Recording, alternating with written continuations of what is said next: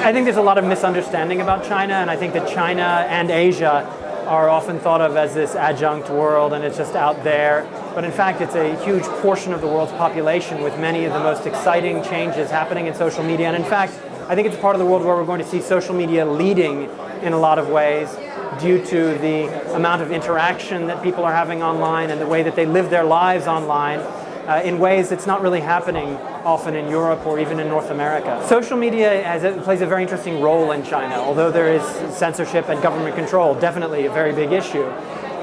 It is also allowing a level of communication and interaction that was never possible before without the traditional media there. So if you look at social media in the context of the West, Europe, the United States, there's this traditional media which is pretty engaging, interesting programs happening, millions of people watch them. In China, the traditional media is pretty stultifyingly dull because of that state control. So suddenly you've got this super empowered zone where not only I can connect with my friends, but I can also connect with some of the most interesting content. And what you find is that similar to Bollywood growing up in India, in China we have this growing universe of production companies that create web-only programming or web-only products that are being wildly popular. So it's a super empowered zone in a lot of ways. The motivations for using social media in Asia can be quite different. You can divide Asia into a lot of different countries that are more identity-centric or more interest-centric. Interest-centric nations might be Japan or Southeast Asia, where actually Southeast Asia, a lot of it is identity is suppressed for safety reasons. People don't want to be identified because, in a country with large Muslim population, there's a small portion of crazies. You don't want to be targeted by them.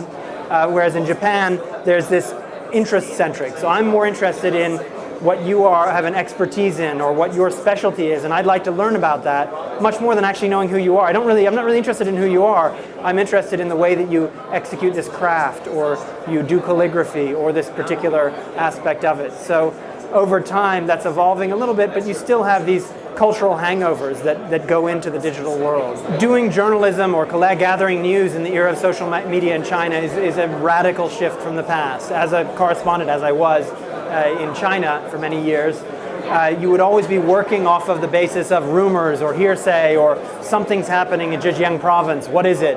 Now with social media, news gets out very, very quickly that something is happening. It spreads very quickly via, one of the default platforms for that right now is Sina Weibo, where a lot of the controversies right now, more recently in terms of newsrooms and Southern Weekend, a newspaper in southern China that was facing censorship issues, is all being shown and played out in a very public way that could never have happened before. So now, whereas in the past you would be able to hear rumors and guess and go out and maybe find the story, now it's being much more broadly talked about in a very big way. And we had a very interesting example in the panel of where students had gathered together information and sort of geotagged controversy here, corruption case here, and done a map of what was happening in China of the news that never would have been possible before. As it turns out, the government was very interested in what the student was doing, went to see, hey, are you being an activist? Are you trying to anti-government?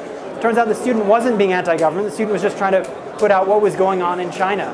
The government of China is probably the government that has the greatest understanding of social media of any government in the world. They watch it, they react to it. Where else do you have a government reacting and changing a policy because there's an overwhelming response on social media? The government is listening all the time, trying to understand what is going on. A lot of that, of course, has to do with censorship and a lot of these other issues, but it also is having a shift in terms of the government's own policies.